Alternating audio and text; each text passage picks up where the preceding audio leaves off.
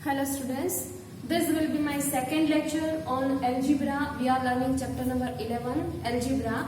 In first lecture, we discussed about expression, then variable, what is variable. Then we also discussed that if we want to form a letter using matchsticks, then how many matchsticks will require, that relation, okay. So this we discussed in previous lecture. We also discussed a few examples of expressions. Today also we will continue on expressions. Expressions जो है वो कैसे बनाए जाते हैं, कुछ expressions हमने पहले वाले लेक्चर में देखे, बाकी के हम आज देख रहे हैं, ठीक है। तो यहाँ पर जो मैंने expressions लिखे हैं वो तीन प्रकार के हैं, 3 types of expressions I will explain today. First one is expressions on age. अगर आपको ऐसा सम बोला जाए कि जहां पर दो लोगों की एज के बीच में कंपैरिजन हो, जैसे कि एक की एज दूसरे की एज से इतनी ज्यादा या इतनी कम, इस तरह से कंपैरिजन दी हो एजेस के ऊपर, तब एक्सप्रेशन कैसे बनता है। Second is expressions on price. तो यहाँ पर कंपैरिजन किसकी होगी, प्राइस की, ठीक है। कि अगर आप कुछ परचेज करने जा रहे हो, सपोज नोटबुक ली और टेक्स्ट बुक ली, तो नोटबुक की प्राइस से टेक्स्ट बुक की प्राइस कितनी ज्यादा है, कितनी कम है, तो ये प्राइस की कंपैरिजन होगी। और थर्ड वन इज स्पीड। तो यहाँ पर स्पीड की कंपैरिजन की बात होगी। आप कोई भी व्हीकल ले सकते हो, जैसे कि स्कूटर के साथ कार को कंपेयर करो, कार के साथ ट्रेन को, कार के साथ बस को, इस तरह से स्पीड को भी कंपेयर करते हैं। तो ये 3 टाइप के एक्सप्रेशंस हम आज देखेंगे। First one is expressions on edges. तो किस टाइप के क्वेश्चंस एग्जाम्स में या तो फिर सम्स में होंगे। First one, Priya is 2 years younger than Neha. Which 2 persons are given over here, Priya and Neha, ठीक है। तो सबसे पहले ये देखना है कि कौन किसके ऊपर डिपेंड करता है। क्वेश्चन को वापस पढ़ो। Priya is 2 years younger than Neha. किससे, नेहा से। देन के बाद क्या है वो इम्पोर्टेंट है, ठीक है। देन के बाद किसका नाम लिखा है, नेहा। मतलब कि प्रिया जो है वो नेहा के ऊपर डिपेंड कर रही है यहाँ पर, ओके। अब क्या दिया है, एज। तो प्रिया इज 2 years younger। यंगर मतलब what is the meaning of younger, छोटी है वो, ठीक है। एल्डर मीन्स बड़ी, यंगर मीन्स छोटी। तो प्रिया नेहा से छोटी है, कितनी छोटी है, 2 years। तो देखो अगर नेहा की एज 10 years हो, ठीक है, तो नेहा की कितनी होगी, 2 years younger। 2 years छोटी है वो, 2 साल छोटी है, तो 2 निकाल दो, वो 8 years की होगी, ठीक है। तो नेहा की जितनी भी एज होगी उसमें से 2 निकाल दो, तो आपको किसकी एज मिल जाएगी, प्रिया की। तो यहाँ पर तो हमें दोनों में से किसी की एज पता नहीं है, नेहा की भी पता नहीं है और प्रिया की भी। तो हम क्या करेंगे, दोनों में से एक को अज्यूम करना पड़ेगा। तो किसको अज्यूम करेंगे, नेहा को। जनरली देन के बाद जो होगा उसी के लिए अज्यूम करना है, जनरली बोल रही हूँ, हर बार ऐसा नहीं है कि देन के बाद जो हो उसी के लिए अज्यूम करना है, ठीक है। आपको सोचना भी है थोड़ा सा कि कौन किसके ऊपर डिपेंड कर रहा है। तो यहाँ पर प्रिया की एज नेहा के एज के ऊपर डिपेंड की है, तो इसलिए हम अज्यूम करेंगे कि Neha's age will be x years। हमें नहीं पता है तो अज्यूम कर लिया कि नेहा की एज कितनी है, x। तो अब प्रिया की मिल जाएगी, प्रिया की कितनी होगी, उससे 2 साल कम, तो -2 कर दो, x में से 2 निकाल दो, तो x - 2, ये हमें मिल गई प्रिया की एज। इस तरह से एक्सप्रेशंस बनते हैं एजेस वाले, ठीक है। दूसरा एग्जांपल देखो, हीना इज 7 years elder than पायल। क्या लिखा है, हीना जो है वो पायल से 7 years elder मीन्स 7 साल बड़ी है, किससे, पायल से। धन के बाद किसका नाम है, वो देखो पायल का, तो हम पायल की एज अज्यूम करेंगे। Let Payal's age equal to x years। अब हमारे पास पायल की एज है, क्या है, x।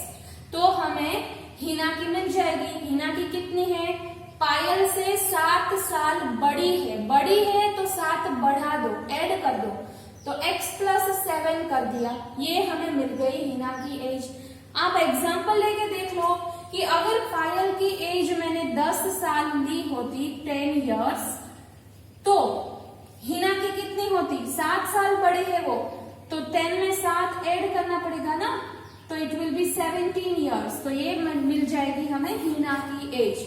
ठीक है, तो इस तरह से अगर आपके पास एज नहीं है तो आप अज्यूम करोगे कि x है तो x में 7 ऐड कर दिया तो हो गया x plus 7। Next example, Jigna is twice as old as जिगीसा। यहाँ पर धन ही नहीं है, देखो धन नहीं दिया है, इसलिए बोला था कि हमेशा धन के ऊपर डिपेंडेंट मत रहो, सोचना भी पड़ता है।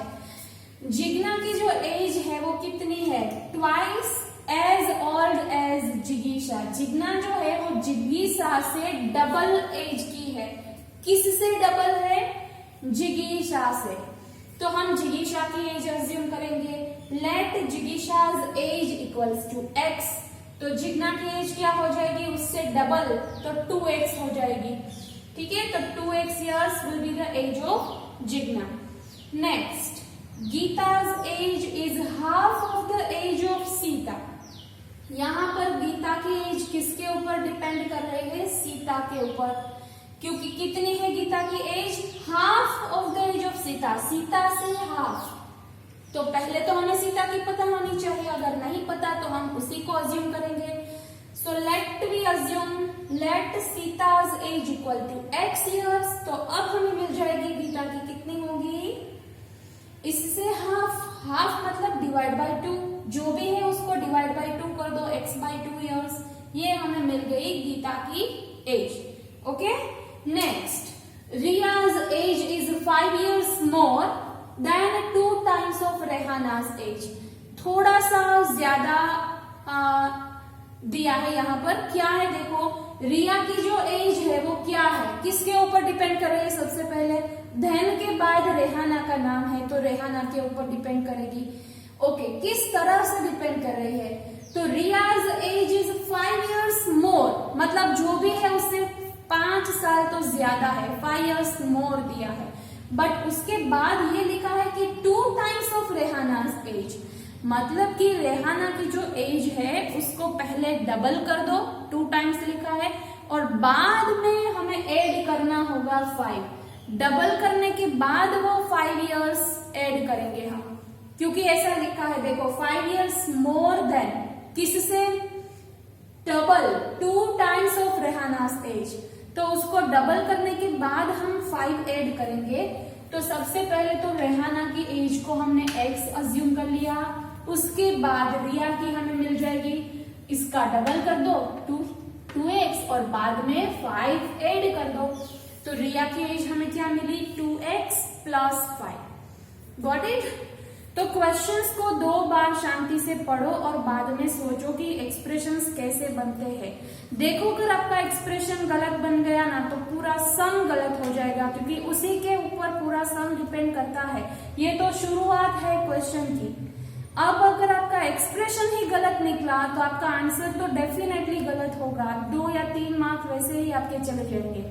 ठीक है, तो यहाँ पर शांति से एक्सप्रेशन बनाओ, पहले तो एक्सप्रेशंस बनाने की प्रैक्टिस करो, बाद में सॉल्यूशन की ओर जाओ। Okay, next is Palak's age after 5 years. Okay, अगर क्वेश्चन इस तरह का हो कि 5 साल के बाद पलक की एज क्या होगी, तो 5 साल के बाद आफ्टर 5 इयर्स, ये फ्यूचर की बात हो रही है, तो आप खुद सोचो, अगर आज आपकी एज 15 साल है तो 5 साल के बाद आप कितने के हो जाओगे, 20 के। क्या किया हमने, प्रेजेंट एज में 5 को ऐड कर दिया, जो भी आपकी प्रेजेंट एज है उसमें 5 साल के बाद की एज आपको चाहिए तो 5 ऐड कर दिया। अगर मैं बोलूं कि 2 इयर्स आफ्टर, 2 साल के बाद, ठीक है, तो मेरी जो भी प्रेजेंट एज होगी उसमें मुझे 2 ऐड करना है, फ्यूचर की बात हो रही है इसीलिए। ठीक है, तो जब भी फ्यूचर की बात हो तब हमें एडिशन करना होगा। तो यहाँ पर क्या है देखो, फ्यूचर है कि पास्ट है, पता कैसे चलेगा, अगर आफ्टर लिखा है मतलब फ्यूचर की बात हो रही है, क्योंकि आफ्टर 5 years 5 साल के बाद, तो ये डेफिनेटली फ्यूचर टेंस है। अगर ऐसा लिखा है कि बिफोर 5 years, मतलब क्या हुआ, हम पास्ट टेंस में जाएंगे। बिफोर 5 years मतलब 5 साल पहले की बात हो रही है। तो आज अगर मेरी एज 15 है तो 5 साल पहले कितनी होती, 10 years होती। मैंने क्या किया, प्रेजेंट में से 5 साल निकाल दिए, सबट्रैक्ट कर दिए, ठीक है। तो ये सोचना है कि ये फ्यूचर की बात हो रही है या पास्ट की। तो यहाँ पर क्या है, पलक्स एज आफ्टर, आफ्टर मतलब फ्यूचर, 5 साल के बाद की बात है, तो हमने 5 को ऐड कर दिया। तो 5 साल के बाद पलक की एज क्या होगी, x + 5। यहाँ पर x क्या है, उसकी प्रेजेंट एज है। x जो है वो क्या है, पलक की प्रेजेंट एज है, ठीक है। Next is Deepika's age before 5 years। या तो फिर इस तरह से हो, Deepika's age 5 years ago। 5 years ago पूछा जाए तो भी पास्ट टेंस है, और बिफोर 5 years बोले तो भी पास्ट टेंस, क्योंकि दोनों का मतलब सेम ही है, 5 साल पहले की, ठीक है, पहले की। तो पास्ट टेंस में आपको जाना है तो आपको माइनस करना पड़ेगा। तो जो भी उसकी प्रेजेंट एज है उसमें से 5 को माइनस कर दो, वो हो जाएगी उसकी पास्ट की एज, ठीक है। अगर 2 साल पहले की पूछे तो -2 करो, 3 साल पहले की पूछे तो -3 करो, ठीक है। उस तरह से एजेस वाले सम्स आएंगे। तो यहाँ पर मैंने बहुत सारे एग्जांपल्स लिए हैं एजेस वाले, इनमें से ही क्वेश्चंस होंगे, ठीक है। मोस्टली मैंने सभी कवर कर लिया है कि किस तरह के क्वेश्चंस होते हैं एजेस के ऊपर। अब जाते हैं हम प्राइस वाले एक्सप्रेशंस की ओर। तो एक्सप्रेशंस ऑन प्राइस, यहाँ पर 2 चीजों की प्राइस की कंपैरिजन होगी। तो पहला एग्जांपल देखो, प्राइस ऑफ व्हीट पर KG is 20 rupees less than price of rice per KG. Means अगर हमें 1 kg व्हीट है और दूसरा है 1 kg राइस, तो उन दोनों की कंपैरिजन करनी हो, क्या कंपैरिजन है, व्हीट की प्राइस कितनी है, 20 rupees less than rice, rice से 20 rupees लेस। तो व्हीट की प्राइस किससे कम है, राइस से। देखो, प्राइस ऑफ व्हीट पर KG is 20 rupees less than. अगर देन दिया है ना तो क्वेश्चन थोड़ा इजी हो जाएगा, क्योंकि देन के बाद जो है ना उसी के लिए हम अज्यूम करेंगे, ठीक है, 90%। तो देन के बाद क्या है, राइस है, तो हम राइस की प्राइस ही अज्यूम करेंगे। Let the price of rice per KG equals to x rupees। मतलब 1 kg राइस की प्राइस हमने अज्यूम कर ली है x। तो अब 1 kg व्हीट की क्या हो जाएगी, 20 rupees लेस। क्या लिखा है यहाँ पर, 20 rupees लेस, मतलब माइनस कर देंगे। जो भी राइस की प्राइस हमने अज्यूम की है उसमें से 20 को सब्ट्रैक्ट कर दो, ये हो गई 1 kg व्हीट की प्राइस। देखो, अब आपके पास दोनों की प्राइस है, राइस की भी है और व्हीट की भी है। तो अब आगे जो भी क्वेश्चंस होगा सम आप सोल्व कर पाओगे, ठीक है।